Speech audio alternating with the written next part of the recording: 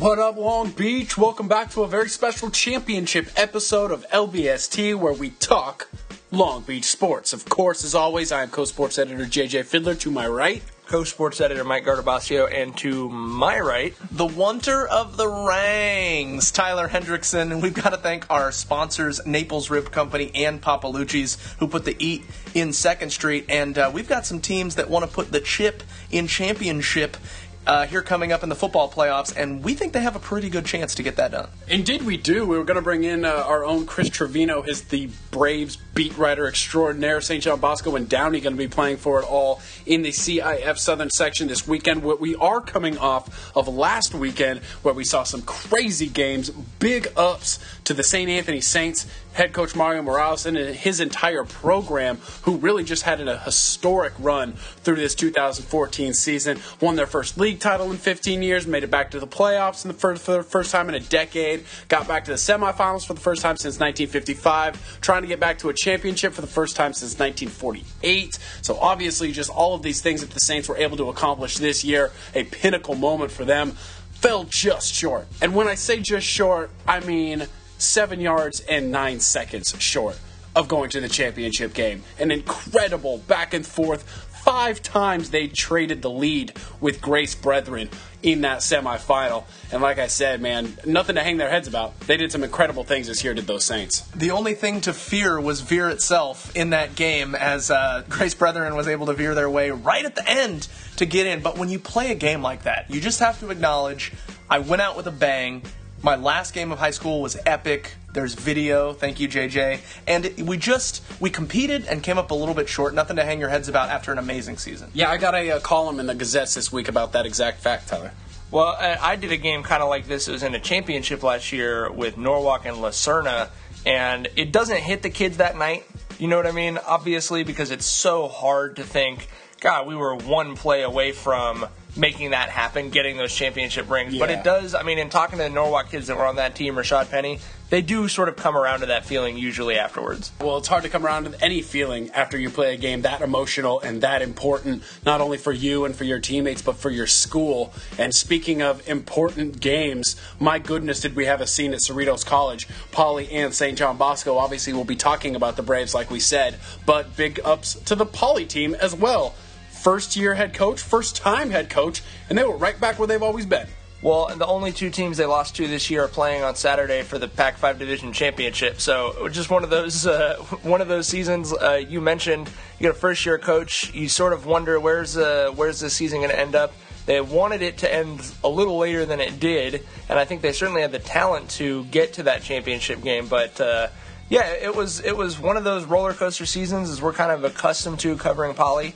It struck me looking at that roster, a lot of seniors played their last football game in high school in that game. That was a big, talented senior class. Well, the big question was, how would the quote-unquote experiment work out, trying to replace Raul Lara and sort of veering away from, an in-program hire? And you have to say that it was not a failure, certainly. Even though at Poly the expectation every year is a CIF championship, you have to say that because it was his first year and because it was such a big shift and how many saw it as a gamble to hire Antonio Pierce as your head coach, that it paid off in the first year, and it certainly does not look like Poly's headed in the wrong direction or anything like that. Well, we also made the joke that the cupboard wasn't bare. Iman Marshall and Josh Love more League Players of the Year this year. Yeah. Right, well, and you've got 2 All-American defensive players in Marshall and JoJo Wicker. I kind of disagree with you, actually, Tyler. I wouldn't use the word failure, certainly, to discuss the year, but Pierce was the one who said himself at the beginning of the year, if we don't win a championship at the end of this year, that's a failure. I mean, that's the only acceptable thing. He's the first-year head coach at Poly to not win a championship since 1977. Jim Barnett in 1980, Jerry Jaso and Whiting in 85, then Jerry Jaso when he took over by himself in 97, and Raul Lara in 2001. They all came in with full coverage. They all got championships that first year. So, I don't know. I think there's probably few and far between people at Poly who don't feel like this wasn't the season that they wanted and that it was a little bit of a failure. Going into the first week, I think we all talked about what the first lesson Antonio Pierce and that coaching staff would learn together as they lead this Poly program into the future. Looking back on it, Mike, no one saw more Poly football than you did out here in this media world. What do you think is the most important lesson that Pierce and his coaching staff learned this year that will help to carry the Jackrabbit banner forward? Probably the importance of having a stronger defense to fall back on. I mean, they floated with the offense and how good the offense was. Tyler pointed out the offense scored at least 34 points in every single game this year. If they'd done that against Bosco, they would have won. But you can't count on that in the playoffs because you're going to run into a team with a great defense with talented Division I kids that's deep, perhaps deeper than you like Bosco was. And if you can't rely on your defense to say, you're going to have to play out of your mind, which is what they were always able to do, I think, under Lara and Turley. We were laughing. The target this year was probably 35 points. The target for Lara and Turley's teams was, 14 to 20 points, thereabouts. Just get on the board. Right, basically. So sometimes your offense didn't even have to score, and a deuce would do ya. Right, and I think the thing when I looked at that defense, they obviously had the talent. I mean, it's one of the more talented defenses you're ever going to see in terms of kids who are going to be playing at the next level and top end talent. But I think what happened, and it wasn't bad coaching either. I mean, they had a good system, and their second half adjustments were usually much, much better than their opponents. But what I think happens is when the defense knows, well, the offense is going to score, I think you lose a little bit of that urgency that has always kind of been a part of the Poly program. I mean, that 2007 semi we reference all the time, they won 2-0. Anyone who's aware of that, and they had literally had it painted on their wall after that game, so everyone who's aware of it knows we can't give up this extra point. Okay, they scored a touchdown. We can't give up the extra point. Okay, they got down to the 5, but we have to force them to a field goal. I think there was a little bit more economy of points in terms of understanding how important those were than this year, where there wasn't really that edge to the defense. Now you understand when you go in, hey, we were up 21-20 in the second half of that game.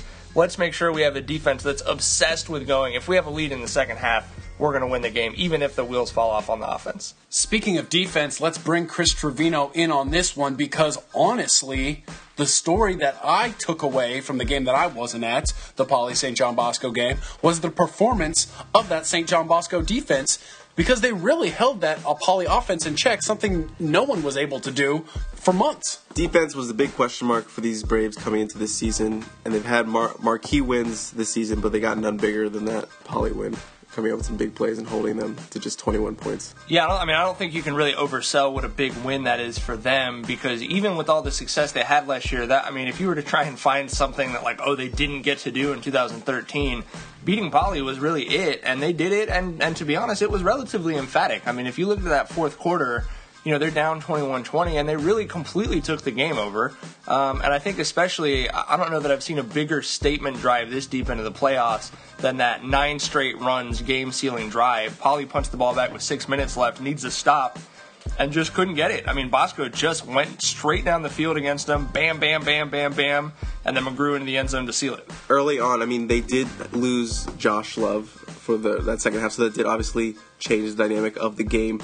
But the defense did get – what they've been doing is they've been playing better and better as the game wears on. They had the big pick six to grab a lot of momentum there at the end of the first half, and that carried on into the second half. The defense always just comes up with those big plays in the fourth quarter. No, Poly didn't score in the fourth quarter. Poly scored very early in the third, and then that was it. They really shut Poly out. And you mentioned it. Obviously Poly had their quarterback go down. But that being said, the backup quarterback, Tavaka Sualoa Tuioti, led a game-winning drive against Servite. He led a touchdown drive against Bosco. He's good. And as Jason Negro pointed out to us after the game, he's in some ways almost harder to defend than Love because he can make most of the throws Love can, but you also have to worry about him running.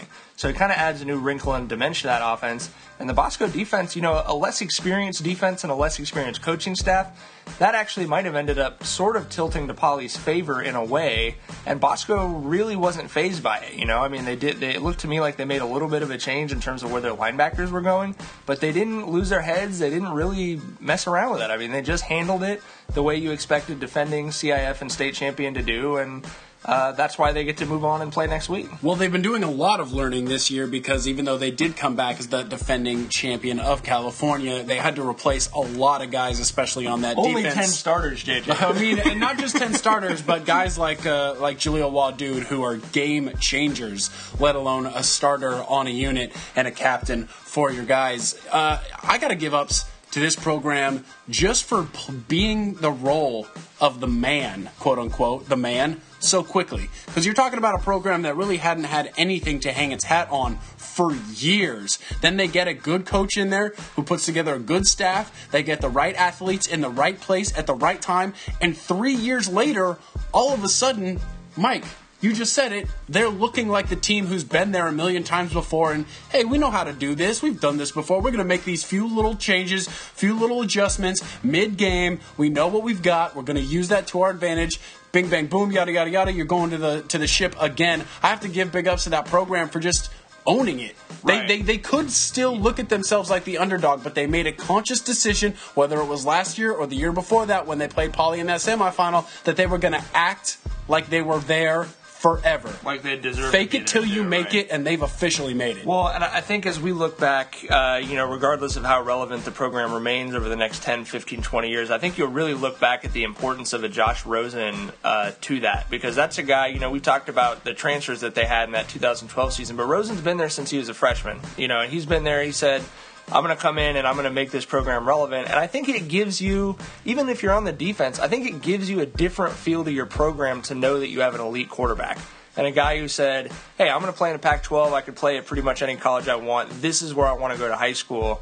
And you're absolutely right. I mean, you would never know if, like most high school kids don't sit down and look at, newspapers from 1980. You would never know that Bosco had not been relevant for most of their history up until this recent period, because they've made themselves not just relevant, but kind of like essential to the entire California football scene. They really, people now talk about them. I mean, the people are already talking about, are we going to get a Bosco De La Salle State Championship rematch? And they've kind of made themselves into that elite Southern California team that everybody's asking about. So this season started with one big storyline, that defense like we mentioned, but that kind of turned into something else, Chris, as we watched this team struggle early on in games, obviously against good teams, but you look at a Cathedral Catholic game where, it looked like they were going to lose that game headed to the fourth quarter, then they end up winning it by multiple scores. But just talk about how this team kind of had to get over themselves and figure out a way to start a little faster before they got into that really, really close Trinity League schedule.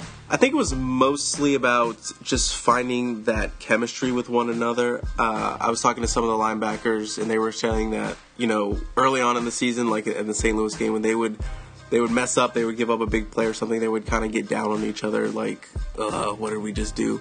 But now, as the season went on, it became more like, don't worry about that, we got to move on, let's get to the next play. Everyone kept their head up, and that's kind of the biggest change with this defense. In that Catholic game that you were talking about, the defense made two big turnovers. They forced two big turnovers, got the ball back for their offense to get a short field, and then they kind of just ran away from it. So this defense, you could see, was learning as they went. They would come and they would make the big plays that the team needed. The modern day game, pick six was the one that clinched that game, and so on and so on. So I think you got to give the defense the credit for helping this team get to this. The offense, Josh Rosen, Sean McGrew, of course, but they weren't going to make it there if they didn't have a strong defense. Well, you mentioned Rosen and McGrew and the offense. What I wanted to ask you about was the development of the offensive line, because I think the feeling was, they lost a lot of talent last year at the line position. Obviously, their depth is so great. They've got really talented guys who are young, and they obviously really took the game over against Poly in the fourth quarter. So how far has that group come, or have you always seen them as kind of an elite offensive line, or did they, develop into that over the course of the year? I think it's a little bit of both. I think coming in, you knew that this offensive line would have talent. Obviously, they have Zach Robertson back there, Matt Katnick, two seniors. Zach is a four-star recruit. Matt could play at the next level, but obviously he's not. He's going to be a shot putter. But those guys have experience. They have championship experience. But the other guys, they're talented, but they're really young. Sophomores, juniors. Wyatt Davis over on the right tackle. He's a legacy. His uncle played in the NFL, and he's already got schools like Alabama looking at him. But the thing is, he's young, and he's just a sophomore. And they did have some injuries early on. They lost a good senior, a Division I prospect, to a knee injury in the preseason, so that shuffled them back, and they've dealt with injuries throughout the season. But you would never know that most of the time because they do have so much depth, although it is young depth. But they definitely grown and gelled, and this line is playing the best they've ever played this season. So obviously Bosco coming out of that ridiculously tough Trinity League, and they've got another tough opponent here in the championship game at the Big A, Angel Stadium, on Saturday night at 8 o'clock. It's on TV, but it's such an incredible atmosphere at the Big A. If you can get out there, you should. They're going to be taking on the Evil Empire. Corona Centennial, out of the IE, have won 8 titles since 2000, but that was the Inland Division, and this is the Pac-5 Division, and I've got to tip my cap to the Huskies, man. They did not miss a beat. They did not change the way they scheduled. They did not change the way they played, and it looked like they had belonged in the Pac-5 for years, the way they played this year in close games, wins over Serra, Mater Dei, and Alma in these playoffs to get to St. John Bosco. Well, you just mentioned it. This is the Pac-5. They've made that jump, but I have to agree with you. Perhaps tip multiple caps, find more caps to tip, because if you look at programs like Mission Viejo with a coach like Bob Johnson, they've been lauded for years and years for being an elite program and have never won a Division I championship. I mean, that Bob Johnson has 0 Division I championships to his name. Matt Logan has built such an impressive program out there that, you have to feel like it's kind of inevitable. If they don't win it next year, they're going to stay in the running. What I like about it personally is it's another elite public school. Because we talked about this, JJ and I mean, we've all talked about this. Poly or the Trinity League have won every championship since 2007. So it's good to see, okay, Corona Centennial's in, you can mix it up. They also have a big area to draw from, because that's obviously the elite program out there. But yeah, it's beyond impressive to me. They've really put something together, and they're coming into this game feeling like they have a lot to prove, despite the injuries and everything else they've had going on. They do run a 2-quarterback system out there with Ketteringham and Catalano, but the guys you need to watch out for could end up being on the sideline. You've got J.J. Taylor, the running back, and the receiver, Grayson Bankhead. Taylor out with an appendix, not because he had it, because he lost it. He's out with a lack of an appendix. And then obviously Bankhead with the collarbone injury that was widely reported during this playoff run. So obviously those guys are game-time decisions, because this is high school, and everybody's a game-time decision when you've got a nagging injury like that. But I mean, it would be incredible to see J.J. on the field with an appendix, both the one that's actually should be playing, or me for that matter. Right, yeah. I don't think we'll see either of you guys out there strapping it up. I don't think either of those kids would play. I'd be very surprised if they do. I know they've been saying they're game time decisions, but you don't just jump back from broken collarbones. And that's almost when you had internal surgery before a championship game, you're not coming back from that either. As a football fan, I'm kind of bummed about that, because I'd love to see the best team play the best team, and when you say that, you also mean the best players playing the best players. So obviously Corona comes in with that underdog hat on. Right. It would make it a little more competitive too. I think if you were talking about really looking at who would be favored in this game, I'd probably say Bosco by 2 scores. Go watch that Poly Corona Centennial tape, and watch J.J. Taylor, and watch Bankhead, and just watch how that offense can be so dangerous. Like Corona Centennial, even with Poly not being nearly as good at the beginning of the year as they were at the end, Corona Centennial wouldn't have beat them in week 3 without those guys, and Bosco did not struggle with Poly all that much in the second half of the game. I mean, to me, that last semifinal game last week between Bosco and Poly, that was kind of the championship game, because I think with the injuries you saw, as well as the upset, that Amat had over Jay Serra, I think that other semifinal was definitely weaker, and I would have looked at that Bosco Poly game as kind of deciding the championship. Chris, do you have a key to the game that you're looking for on Saturday? Like, when you see it, you'll know pretty much how the rest of the game's going to go? I would say that, or how the coaches are feeling, that this is going to be kind of a shootout, kind of like the regional semifinal was, like a lot of points. So the key will be just the defense needs a couple stops. Just a couple big stops to get the ball back for their offense and let them score to get up and get the momentum. That doesn't have to be a shutout, but they need to make some big plays down the stretch for that explosive offense. Yeah, we didn't even mention the game these two guys played against each other last year in that regional bowl created for television, and it was back and forth for the first half. I mean, that was a ball game, and then all of a sudden Sean McGrew just went crazy in the second half, and Bosco ran away with it. But go back and watch that. Go back and watch that tape on our website and on the channel on YouTube, because that's an entertaining video to say the least. Yeah, that game was actually tied at halftime, and then McGrew just went completely bananas Foster. I don't think that Bosco is going to score 70 points this time, but I do know that if it is a game in the fourth quarter, Bosco is going to have to like their chances, because going back through this season, Bosco has never been outscored in the fourth quarter by anyone, and they have outscored their opponents in the fourth quarter 183 to 54. Oh my gosh. Well, what were we saying about line depth earlier? That, might have something to do with that. They're so good, and then they've got the guys to bring in fresh bodies if they need to as well. I mean, that's unbelievable. But it also speaks to the conditioning and weight room work, because that's really saying something, because they've not played teams. They outscored Bishop Gorman in the fourth quarter. Yeah, and that's the undefeated number one team in the country. Yeah, and they've got kids that know how to win, because they've been there, done that, did it last year, and over this team. So Bosco going in the favorite, but it's going to be a fun football game. We do know that. We do know that. It is the marquee matchup and game each and every year in the CIF Southern Section Football Playoffs, so you will get the marquee coverage this week in the Press Telegram, and obviously all over the websites on Saturday with the highlight videos and the full coverage. Follow us during and after the game at PT Gazette Sports. Well, we were just talking about Bosco being there and being comfortable in that situation, the big game. It's the Downey Vikings in the other division this week, who are also in a big game again. For the second time in 3 years, the Vikings are going to be playing for it all, and their senior class were sophomores when the Vikings did win it all. Jack Williams has a quality group of seniors over there, led by the running back tandem of Justin Huff and old Day Vigilant. And Tyler, you got out to practice and put together an incredible video with those two running backs to go with the feature that we're running on them in the Press Telegram this week. Talk a little bit about how they're very different, but they're also very similar. They've got some things in common, and you see that. They really get along well, and it's a true tandem. But it's really not fair to call them thunder and lightning. I mean, you look and you see that Huff's a little bit bigger, about 20 pounds heavier, but Day is also he's become a very physical runner. So these two both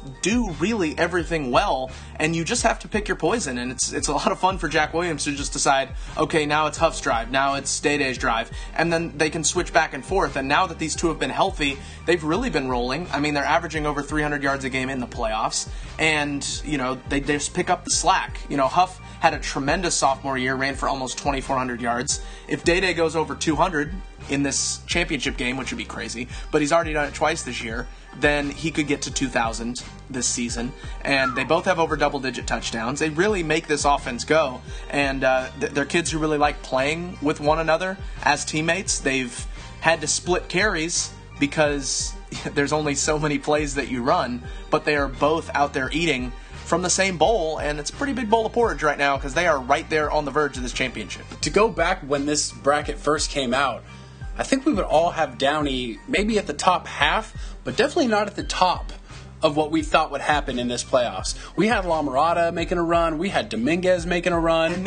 And Downey spanked the team that beat La Mirada, Salesian. I mean, they put hands on them, and it's really the defense that's been carrying Downey. I mean, it's easy to look at the running backs and how great they've been, and they deserve the credit as well as that offensive line, no doubt. But the defense has been getting stronger and stronger. We saw it against Paramount. We saw it against Dominguez. They are shutting the door on people, and they carried them to the win in the second round against Cathedral. And so Jack Williams is expecting a defensive struggle. He thinks that it's going to come down to the defenses, but when you got a good defense and a two-headed monster at running back, that can win you a lot of playoff football games, folks. Oh, no doubt. Chris, you definitely saw a lot of SGVL football this year.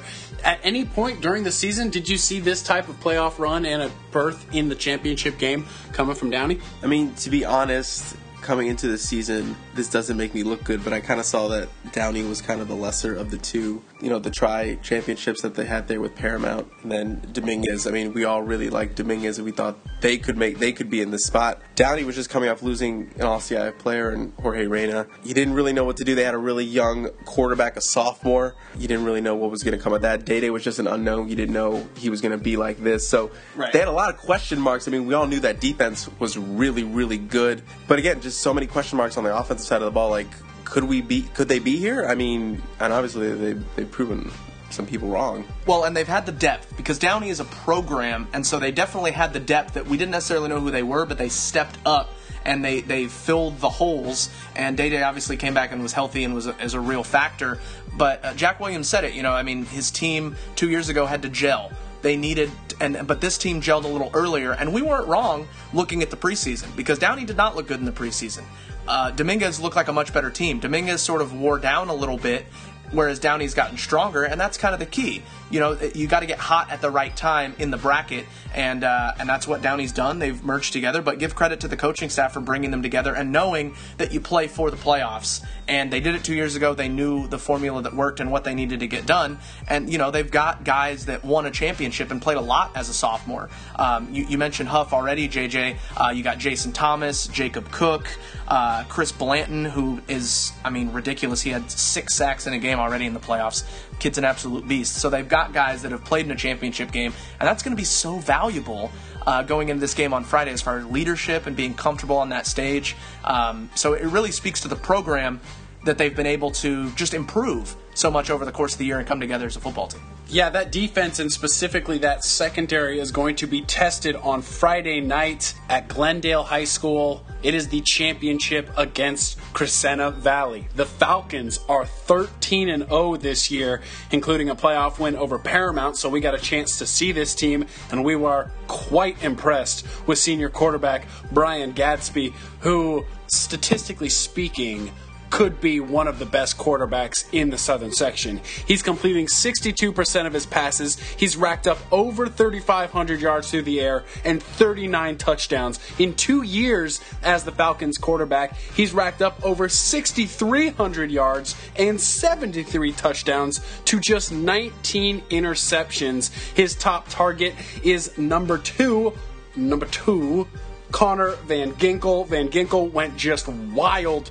against that Pirates secondary. He racked up over 100 yards receiving in that game. He's got over 1,000 yards receiving this season to go with 13 touchdowns. So yeah, the Downey defense is going to have multiple sets of eyes on number 2 as Gadsby tries to find his dude. Yeah, Gadsby's got a couple of targets, but he is the favorite. He averages exactly 100 yards a game. That's so crazy. He is a 100-yard receiver, is Van Ginkel. And but I will say, Downey's got the athletes on the outside to not only, you know, cover up these guys and really allow to play some shell coverage over the top, because Crescenta Valley loves the deep ball.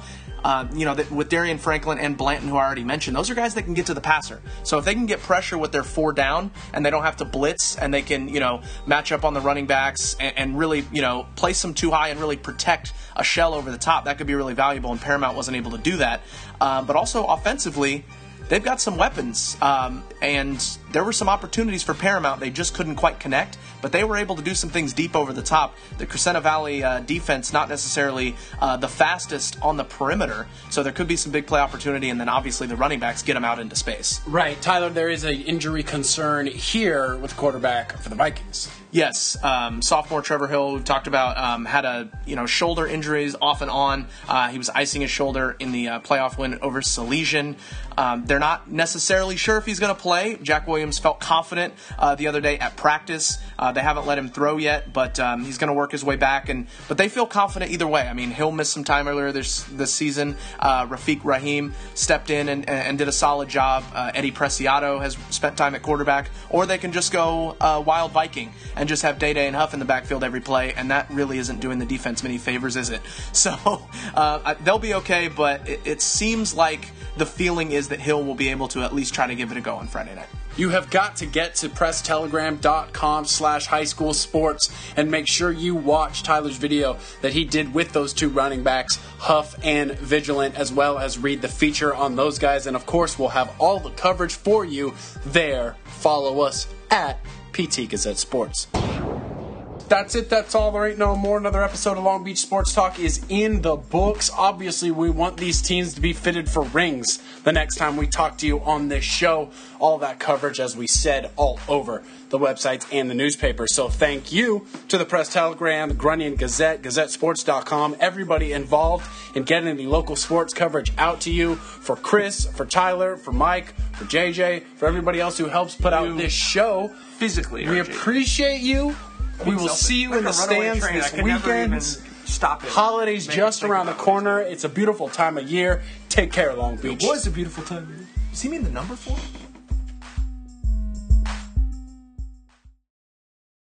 No, but I'm sure you'll trust us more in the future. Get sensitive there, bud.